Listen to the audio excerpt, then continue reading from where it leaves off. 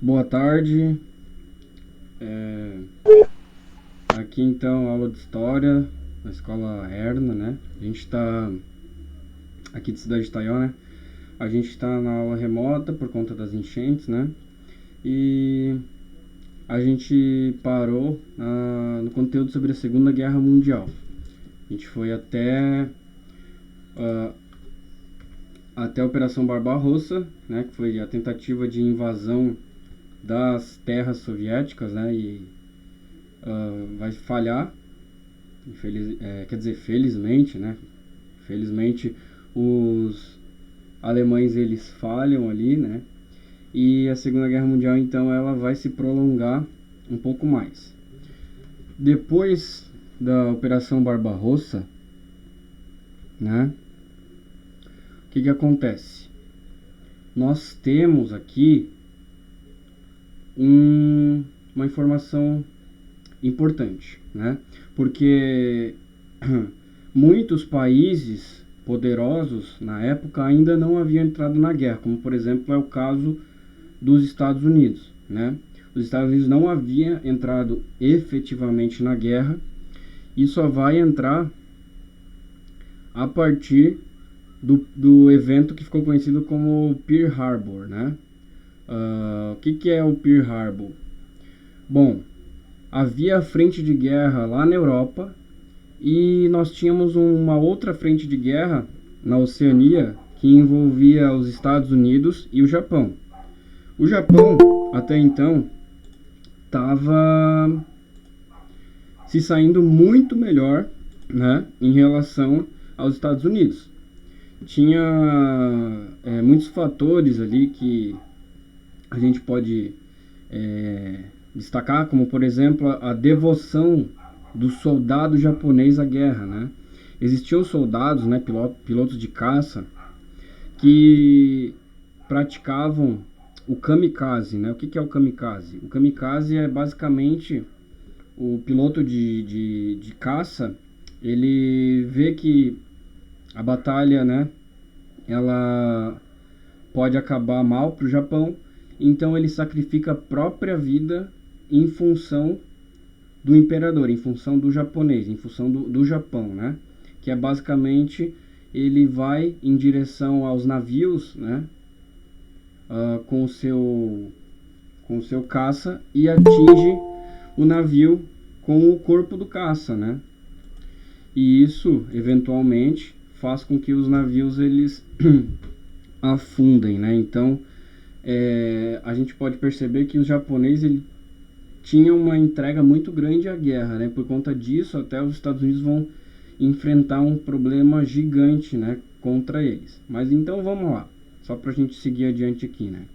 Então, enquanto a guerra prosseguia no Ocidente, lá na Europa, né?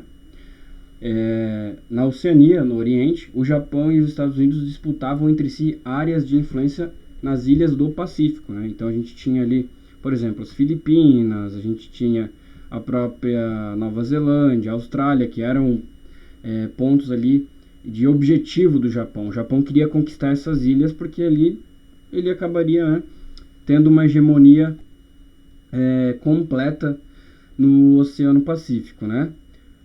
Em 7 de dezembro de 1941 acontece esse evento chamado Pearl Harbor, tá, pessoal?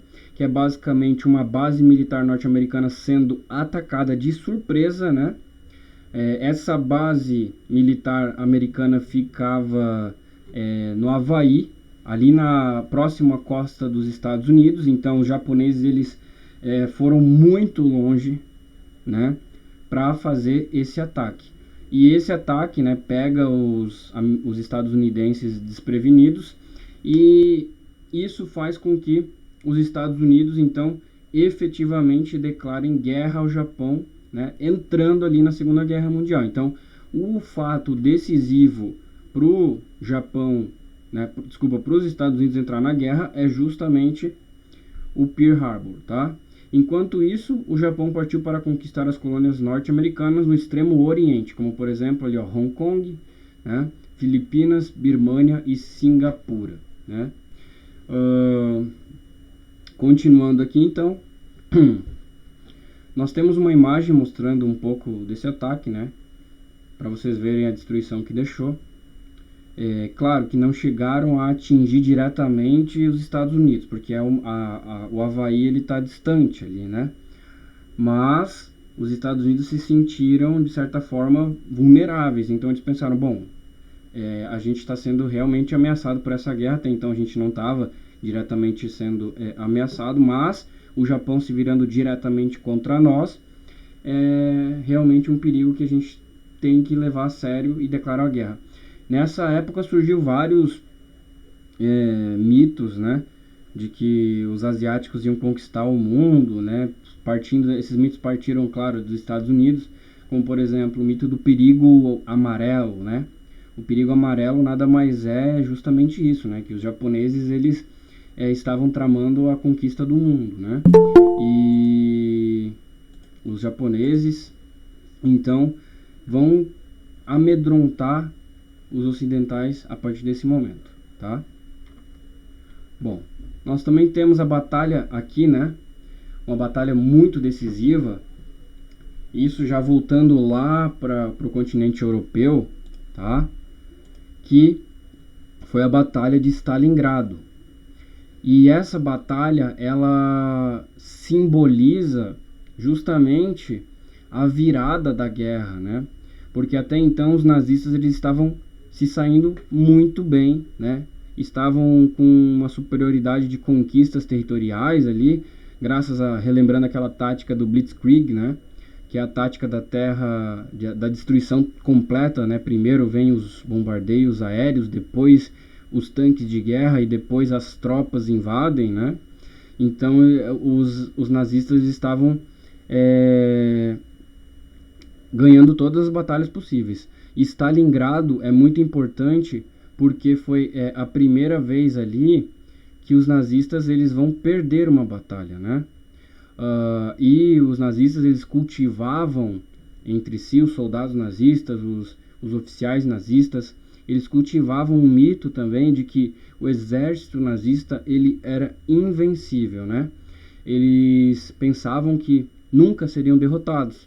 E a partir desse momento que eles foram derrotados pela primeira vez, isso vai acabar influenciando de forma decisiva para a guerra, né? Porque a moral dos soldados ela vai cair, né? Porque eles não são mais invulneráveis, né? Eles perderam sua primeira batalha, tá? Aqui nós temos a foto de Emanuel Evzerikin, né? É um nome russo, difícil de falar, que foi o autor da escultura Dança das Crianças, tá? Essa escultura ela tá lá na cidade de Stalingrado e ela simboliza essa vitória dos soviéticos sobre os nazistas, tá? A cidade, então, vou ler ali para nós, né? A cidade soviética, localizada nas margens do rio Volga, presenciou o maior combate da Segunda Guerra Mundial. Em relatos sobre esse episódio, contam-se os embates pela conquista de cada casa, rua e quarteirão. Então, cada centímetro, como vocês podem perceber, foram decisivos para essa batalha, né?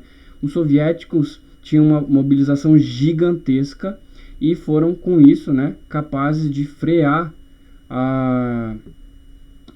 o ímpeto dos nazistas, né? Frear a gana dos nazistas. E isso é muito importante, porque um exército que tem, né, essa paixão pela luta, né, de se sacrificar pela pátria, obviamente que vai ser muito mais eficiente do que um exército, né, que não está com a bola toda, digamos, que não está envolto dessa atmosfera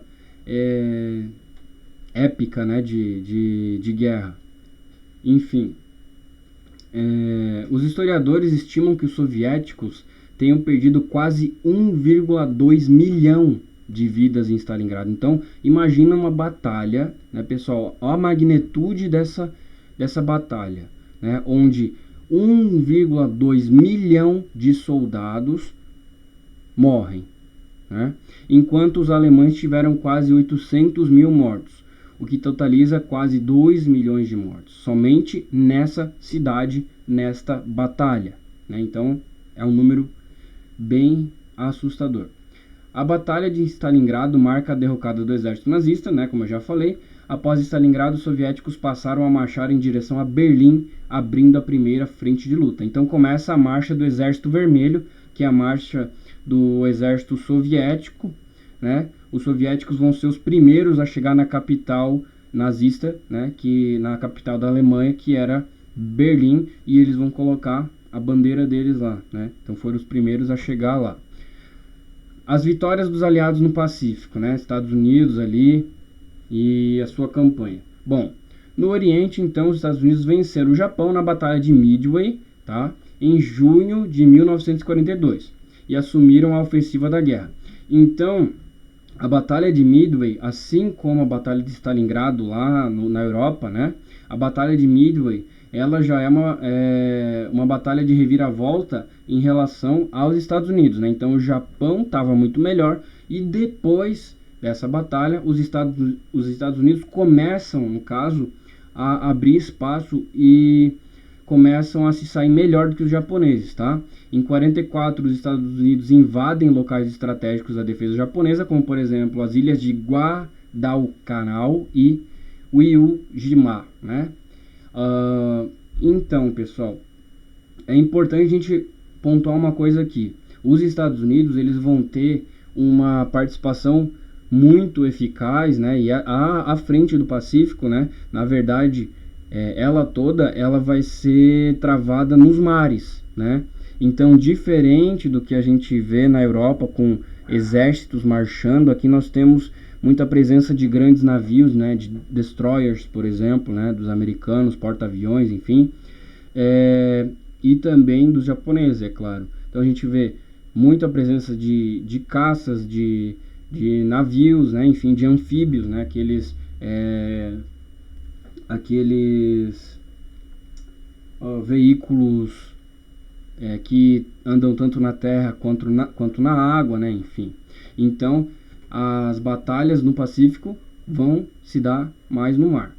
Enfim, já no final da guerra, no Pacífico, os japoneses passaram a atacar os aliados através dos kamikazes. Olha só, aquilo que eu havia comentado com vocês, né? Pilotos de aviões japoneses carregados de explosivos, cuja missão era realizar ataques suicidas contra navios dos inimigos, né? Então aí a gente já começa a pensar, né, pessoal? Eu gosto de fazer essas comparações, por mais que às vezes não pareça ter muito a ver, mas a gente tem muito na cabeça que terrorismo é coisa, né, de islâmico, de muçulmano, de árabe, né? O terrorismo que a gente conhece, né, do suicídio, né? Amarra a bomba no corpo, vai lá e se explode, né, para matar as pessoas. Mas aqui a gente está vendo, por exemplo, japoneses que tinham, né, essa característica de fazer uma missão suicida em nome, né, do seu país, por exemplo. Então a comparação não é a mesma coisa, porque o terrorismo acaba atingindo civis, né, e aqui a gente está tratando de lutas, né, entre militares. Mas enfim, então aqui nós temos a imagem aqui dos kamikazes japoneses, tá? Dos pilotos de caça da época, né, japoneses. E ao lado aqui nós temos uma carta de despedida de um kamikaze que diz o seguinte: querida mãe, não tenho nada a falar neste momento. Estou indo, com sorriso, para uma missão que considero como meu último ato de devoção a você. Não chore, deposite doces no meu altar pela tarefa cumprida, né? Então, o japonês aqui se comunicando pela última vez com a sua mãe, né? Enfim, a guerra ela tem dessas, né? As pessoas elas acabam tomando atitudes drásticas em prol de algo que nem é alcançável para eles, às vezes, né? Porque eles não vão sofrer. Se o Japão ganha a guerra, né? Os kamikazes, beleza, vão ser lembrados, mas, né, vão deixar seus parentes para trás. Por exemplo, esse rapaz que deixou sua mãe, né? A vitória dos aliados na África, né? Bom, o norte da África foi, durante a Segunda Guerra Mundial, também uma importante área de disputa. Não podemos esquecer que a África havia sido dividida entre potências imperialistas europeias, né? Lá em 1890 nós tivemos a Conferência de Berlim, que divide a África entre os europeus, né? Essas potências obrigaram milhares de africanos de toda a parte da África a lutar uma guerra que não era sua, né? A luta contra o fascismo e o nazismo, porém, resultaram em influência, então olha só, isso é importante, tá? Influência para as lutas anti-imperialistas na África pós Segunda Guerra, né? Então, os africanos vão acabar herdando ali uma cultura de resistência, né? Vão acabar, no caso, herdando não, né? Porque eles já tinham isso. Mas, logo após o fim da Segunda Guerra Mundial, os africanos vão começar a pensar, né? A soberania nacional dos seus territórios. E a partir então desse momento é que a gente vai ver as independências do continente africano acontecerem, né? Foi do norte da África que os exércitos anglo-estadunidenses, né, então ingleses e estadunidenses, após vencerem os nazistas e fascistas, formaram a segunda frente de luta contra o eixo, em direção à libertação do fascismo na Itália. Que aí nós vamos ter então a libertação italiana, que é onde nós vamos ter então a participação do Brasil, tá? Mas só vamos comentar essa foto aqui, tá? Foto então aqui mostrando, né, os africanos na Segunda Guerra Mundial. Então imaginem só vocês, pessoal, tendo que lutar por algo que vocês nem compreendem, né? Pô, beleza, o nazismo tá ameaçando a humanidade, mas o nazismo tá lá na Alemanha, que fica na Europa, nós estamos aqui na África, né? Qual que é o contexto disso tudo? Você acabava ficando perdido, né? Você, enquanto africano ali, você não entendia pelo que você estava lutando, porque você era obrigado a lutar, né? Bom, libertação italiana. Conforme os aliados iam avançando, os próprios fascistas italianos forçaram a renúncia de Mussolini. Então, os próprios fascistas falaram: Mussolini não dá, ele é muito fraco, e assinaram um acordo de paz com os aliados. Então, eles se entregaram. O Mussolini, com a ajuda dos alemães, organizou um governo fascista no norte do país. Então, a Itália se dividiu em duas partes, né? Nós temos ainda fascistas no sul, que não apoiam mais o Mussolini, e nós temos outros fascistas no norte, que nesse caso, né? Nesse caso, eles ainda são, né, comandados pelo Mussolini. Esse governo do norte, ele vai durar pouco tempo, tá? Porque os próprios italianos, com a ajuda dos aliados, libertam a Roma e vencem os fascistas. Mussolini e sua mulher foram capturados e mortos pela resistência popular italiana, pondo fim ao regime fascista na Itália. Acima ali nós temos o trecho da letra da música Bella Ciao, desculpa, que ficou mundialmente conhecida nos dias atuais através da série espanhola La Casa de Papel, né? Cantada na Segunda Guerra em homenagem aos partigianos italianos, que significa "e esta é a flor do partigiano, querida, tchau", né? Então, se despedindo ali do fascismo. Ao lado, partigianos revolucionários italianos que lutaram contra o fascismo. E aqui do outro lado esquerdo, o corpo de Mussolini exposto de forma pública na Itália. Ele foi linchado, tá, pessoal? O Brasil na Segunda Guerra, né, obviamente que entra nesse momento aí, eles vão ajudar na libertação da Itália, tá? Então, até certo momento ali, no início da guerra, na verdade, né, o Brasil ele se mantinha em neutralidade, porque o país ele tinha relação tanto com os aliados, quanto com os nazistas, quanto com o eixo, né? E o Brasil nessa época lucrou muito, porque nessa época nós estamos falando aqui de um ciclo no norte do país, que ficou conhecido como o ciclo da borracha, né?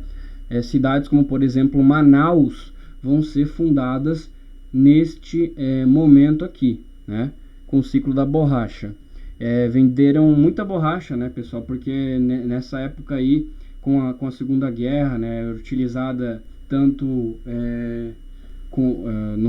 nos automóveis, quanto, enfim, em itens menores, né? Então a borracha ela vai trazer muita riqueza para o país. Nessa época vendia tanto para os aliados quanto para o eixo, né? Esse fato foi rompido após pressões norte-americanas para conseguir apoio do Brasil na guerra. O governo estadunidense se comprometeu a financiar a construção da usina siderúrgica de Volta Redonda, no Rio de Janeiro, da qual nós falamos, né, nas aulas de Getúlio Vargas, lá da era Vargas, que uma das heranças da Era Vargas foi a construção, né, dessa usina da siderúrgica de Volta Redonda, que fica no Rio de Janeiro, né? A reação da Alemanha em saber que o Brasil se juntaria com os aliados não foi das melhores. A Alemanha enviou submarinos que afundaram navios brasileiros, causando a morte de cerca de 500 pessoas. No mesmo mês do ataque, no ano de 42, o Brasil então declara guerra à Alemanha. E aqui nós temos a manchete, né, sobre o ataque alemão aos navios brasileiros. Estopim para o Brasil declarar a guerra contra o eixo. Os crimes não ficarão impunes, diz o jornal. Brutalidade. Menosprezando todos os princípios morais e jurídicos, submarinos do eixo torpedearam em águas brasileiras 5 dos nossos navios, né? Causou a morte dessas 500 pessoas. Bom, o Brasil na Segunda Guerra, então, a participação do Brasil na Segunda Guerra Mundial teve início em 44, enviando cerca de 25 mil soldados da Força Expedicionária Brasileira, que ficou conhecida como FEB, né, para lutar ao lado dos aliados, né? Eles permaneceram em combate por 7 meses, em que a FEB contabilizou 3 mil feridos e 450 mortes, né? Contudo, a participação no Brasil teve sua importância. Os soldados conseguiram tomar cidades importantes que estavam em comando dos alemães, como Turim e Monte Castelo, 2 cidades muito de altitude, né? Entre outras. Além disso, o Brasil ajudou os Estados Unidos na libertação da Itália, que se encontrava em domínio da nação alemã. Aqui nós temos então a imagem, né, a fotografia de expedicionários brasileiros na Itália, né, em Monte Castelo. E em cima nós temos o símbolo da FEB, né, que é uma cobra fumando. Existia esse mito de que essa crença, né, de que os brasileiros eles não têm capacidade para entrar na guerra, eles não têm coragem. É mais fácil uma cobra fumar do que os brasileiros entrarem na guerra. Aí o Brasil entra na guerra e o símbolo da Força Expedicionária Brasileira vai ser justamente uma cobra fumando, né? O dia D, então, pessoal, um momento muito importante também para Segunda Guerra Mundial, para o fim da Segunda Guerra Mundial, né, vai ser um momento ali de virada na frente ocidental, ali onde tem a França, né, que era a terceira frente de luta. Bom, na Normandia, tá, vários, né, que fica ali no noroeste da África, vários soldados dos exércitos aliados desembarcam, né, na Normandia, e esse dia então fica conhecido como dia D, né? E daí o dia D, então, hoje a gente usa às vezes, né, para falar, por exemplo, vai ter algum evento importante em tal dia. Ah, esse é o dia D, né? A gente acaba usando fazendo essa brincadeira, né?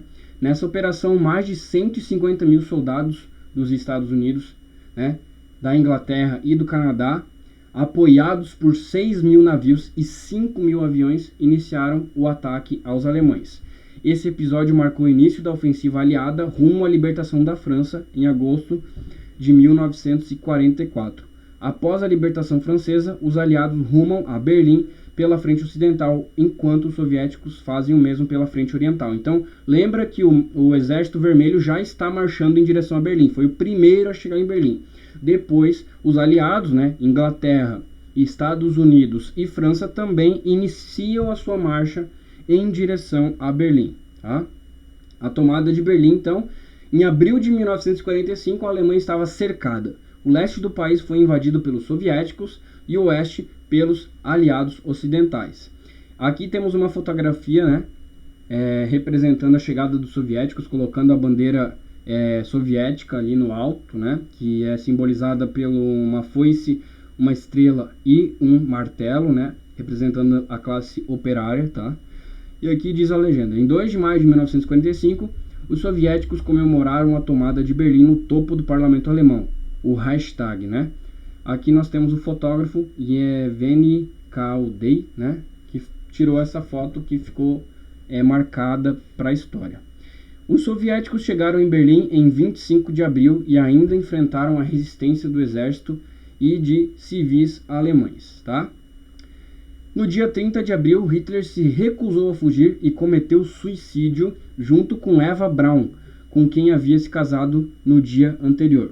Eva Braun ali, para quem não sabe, né, ela foi uma importante atriz do Terceiro Reich, né? Uma importante atriz do cinema nazista, tá? No dia 7 de maio, a Alemanha se rendeu aos aliados, marcando o fim da guerra no fronte ocidental. E aqui nós temos uma manchete, tá? Jornal Extra dos Estados Unidos, que diz o seguinte: Hitler's dead, né? Hitler, né, o Führer nazista, está morto. E as bombas atômicas também, importantes para o fim da Segunda Guerra. E aí, em torno desse tema, nós temos uma série de controvérsias, né? Porque alguns dizem, será que era realmente necessário os Estados Unidos lançarem bombas atômicas sobre o Japão, né? Que já estava praticamente perdido, né? A guerra não daria mais certo para eles, né? Só que daí tem um detalhe, né, pessoal? Tem alguns que dizem que os japoneses ainda tinham muita força para resistir a essa guerra, né? Então os Estados Unidos iam acabar gastando muitos soldados, né, nessa guerra. E outro ponto também é que eles queriam resolver a guerra do Japão de uma forma muito rápida, porque ali no norte do Japão, ali onde a gente tem a Coreia do Sul e a Coreia do Norte, onde a gente tem a China, estava avançando a libertação com apoio soviético, né? Então os soviéticos estavam chegando pela China, né? Então os soviéticos vão libertar a China, vão transformá-la em comunista, por exemplo, né? E então eles estavam pensando, bom, se os soviéticos libertarem o Japão também vai cair sob a influência comunista dos soviéticos. Então é melhor a gente acabar com essa guerra logo de uma vez. Aí o Japão vai ser fatalmente, né, atingido por essas bombas atômicas aqui. Bom, vamos acompanhar aqui o roteirinho. A guerra no lado oriental não estava finalizada e o Japão, mesmo fragilizado, se negava a anunciar sua rendição. Numa demonstração de poder militar, o presidente dos Estados Unidos, Henry Truman, decide utilizar uma arma que estava sendo construída há tempo, a bomba nuclear de destruição em massa. Assim, em 6 de agosto de 1945, os Estados Unidos lançaram a bomba Little Boy, sobre a cidade japonesa de Hiroshima, matando imediatamente 150 mil pessoas. Dias depois, em 8 de agosto, foi a vez da cidade de Nagasaki sofrer o ataque com a bomba Fat Boy, que matou mais de 80 mil pessoas. Diante do terror que foi as bombas atômicas, o Japão se rendeu em 2 de setembro de 1945, marcando o fim da Segunda Guerra Mundial. Aqui nós temos a fotografia da fumaça que se ergueu com as duas bombas, né? Hiroshima à esquerda e Nagasaki à direita. Sobre esse tema tem um filme muito legal chamado Oppenheimer, né?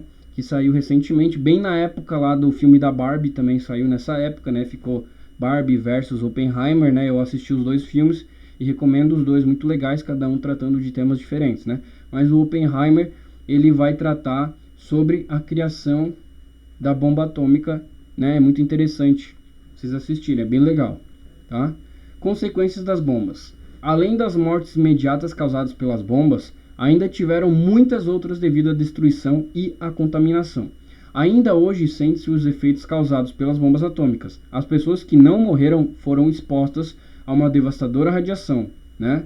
Tem gente que ficou com sequelas assim inimagináveis, né? Com mutações, né? Tem gente que teve câncer, enfim. A qual gerou lesões genéticas que foram transmitidas para seus filhos, né? Então tem filhos que nascem ali com problemas genéticos que vão resultar em maior facilidade de ter câncer, por exemplo, né? E filhos de seus filhos, e assim vai acontecer também as próximas gerações. Então essas pessoas elas acabaram sendo atingidas por uma praga que vai acompanhar a história da sua família para o resto de suas vidas, né? Pro resto da história, no caso, né? Mais de 70 mil pessoas já foram mortas desde então, em consequência da exposição à radiação das bombas. Ao lado nós temos os efeitos das bombas de Hiroshima e Nagasaki, né? O terror e a destruição, né? E na direita aqui nós temos efeitos da radiação da bomba atômica no corpo, consequências recorrentes de médio e longo prazo. Nós temos ali, por exemplo, cataratas, perda de cabelo, câncer de tireoide, câncer de pulmão, câncer de mama e leucemia, que é o câncer no sangue, né? O Holocausto a gente não falou muito dele, mas é importante também, né, tratarmos dele aqui. Bom, no início da guerra, milhões de pessoas foram presas em campos de concentração pelos nazistas, né, dos quais a propaganda dizia, né, a propaganda nazista dizia que havia uma solução para eles, que era fazer essas pessoas trabalhar, escravizar elas, né? Só que essas pessoas foram tratadas de formas desumanas.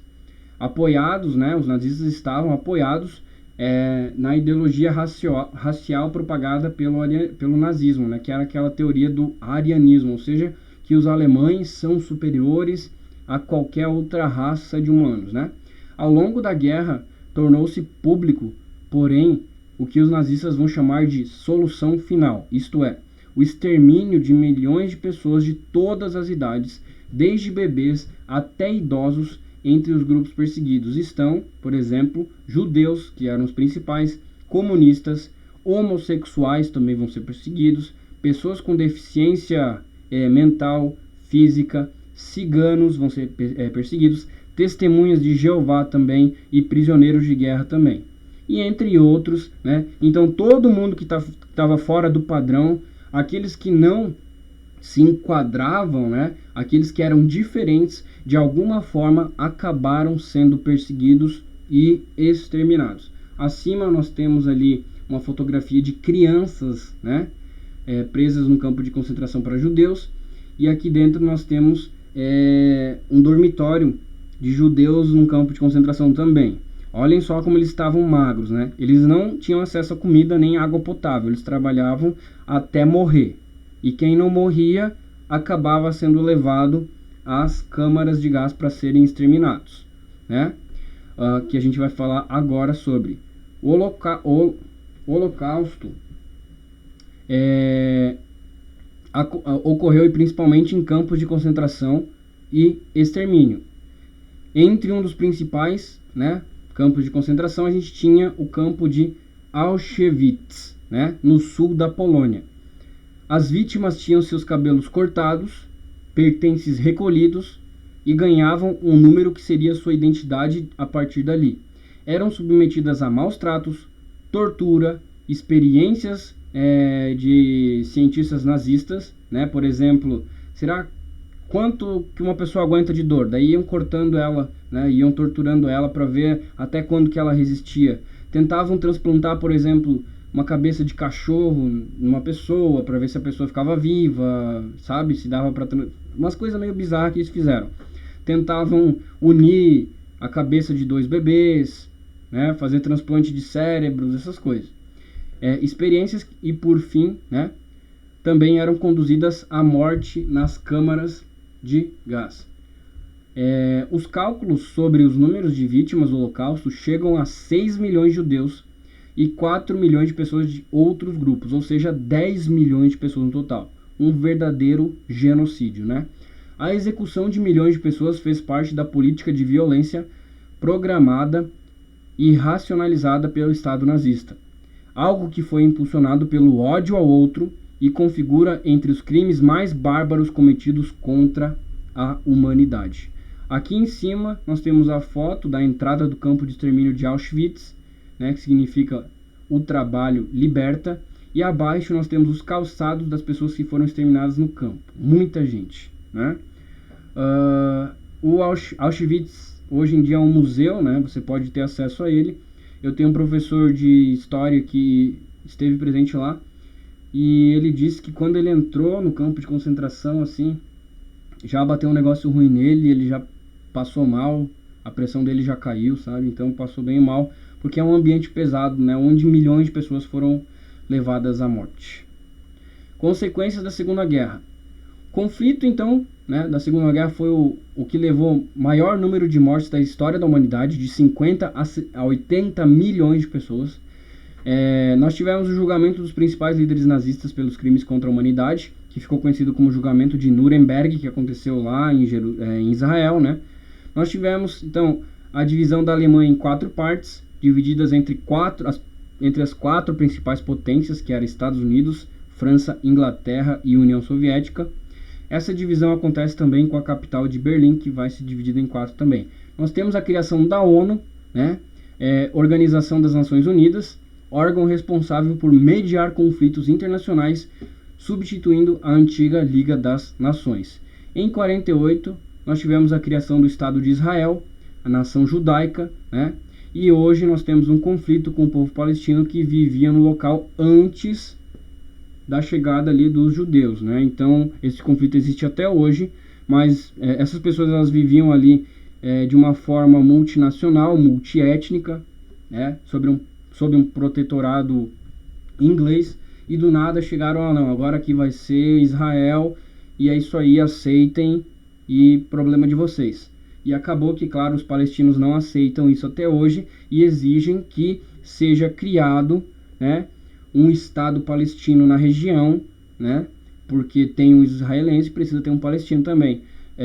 Ou também destruam o Estado de Israel e criem um novo Estado binacional, ou seja, com duas nações sendo representadas por esse Estado, os palestinos e os israelenses, né? Porque se criar um Estado binacional, é certeza que a guerra vai acabar, porque daí, né, nós temos duas nações no mesmo Estado. Agora, se nós tivermos dois Estados, Israel e Palestina, a guerra, eu acho que ainda vai se perpetuar, né?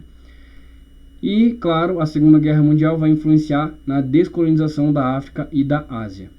Nós temos também a crise econômica na Europa. Nós vamos ter o processo de reestruturação da infraestrutura dos países atingidos pela guerra com o apoio financeiro dos Estados Unidos, conhecido como credor, né? Quer dizer, os Estados Unidos vão ser os credores, né? Eles vão emprestar o dinheiro. O apoio financeiro aos europeus vai ser conhecido como Plano Marshall, né? Plano Marshall, que vai, no caso, fazer frente à influência soviética nesses países, que também a União Soviética estava ajudando alguns países a se reconstruírem da Segunda Guerra Mundial, claro, com a condição de que elas se tornassem apoiadoras dos soviéticos. Nós temos também, como consequência, o fortalecimento da União Soviética. Nós temos a adesão da Tchecoslováquia, Iugoslávia, Romênia, Hungria, Polônia, Bulgária, Albânia, né? E outros países que também vão se alinhar ao bloco socialista. Nós temos o fortalecimento também dos Estados Unidos, né? Porque não houve destruição do seu território, entrou só na segunda parte da guerra e sai como principal potência capitalista do mundo. O fim da Segunda Guerra dá início à Guerra Fria, que vai ser a divisão entre as principais potências mundiais, né, em dois grandes blocos. De um lado, os socialistas, com a União Soviética, e de outro, o bloco capitalista, representado pelos Estados Unidos, né? E aqui nós temos as referências, tá? Bom, pessoal, era isso a aula de hoje, tá? Vamos encerrar por aqui. Vamos dar um tchauzinho aí. E até a próxima. Um abraço.